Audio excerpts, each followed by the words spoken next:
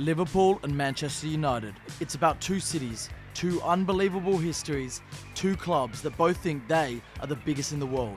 There's a lot of ego at stake. So said the famous social commentator Lee Sharp, and he definitely had a point.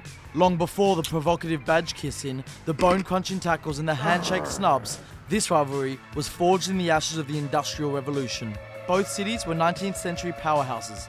Liverpool was one of the world's great ports, Manchester was Cottonopolis, the centre of the textile industry. Liverpool would trade what Manchester made. Strong allies for years, they became enemies during the fallout from the Great Depression, with the Manx eventually building their famous ship canal all the way to the sea to cut the Scousers out of the process.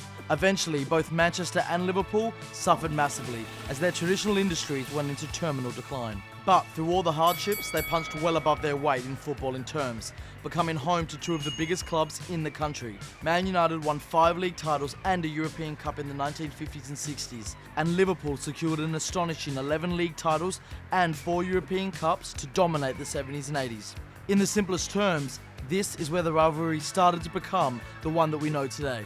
Liverpool's success bred resentment in Manchester, and the fact that United retained such a high-profile and glamorous reputation despite their inferiority irritated the Liverpool fans. And so it was during this period tensions started to rise. Perhaps the most shocking incidents in the fixtures history came in 1985, when Ron Atkinson's United team were welcomed to Anfield for a league game with a tear gas attack, as well as an FA Cup semi-final between the two, which saw 2 fans get stabbed and a flare fired into the United section. Whilst there's been notably less chemical warfare since then, the hatred has never dimmed. And at the end of the 80s, the attitude of United's new young Scottish manager would come to define the relationship between the clubs.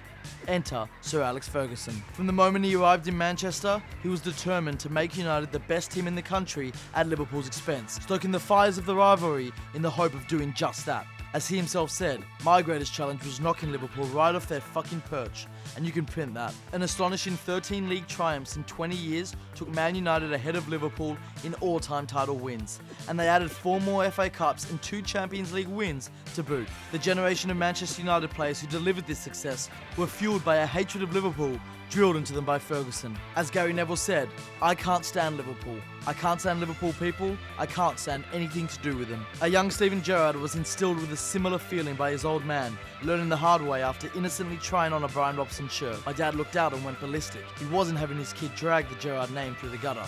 I thought we'd have to move." And so, even as in recent years the Merseyside derby has become less and less friendly, and Manchester City have become more than just the noisy neighbours to United, both sets of Reds still look 35 miles down the M62 for their biggest rival.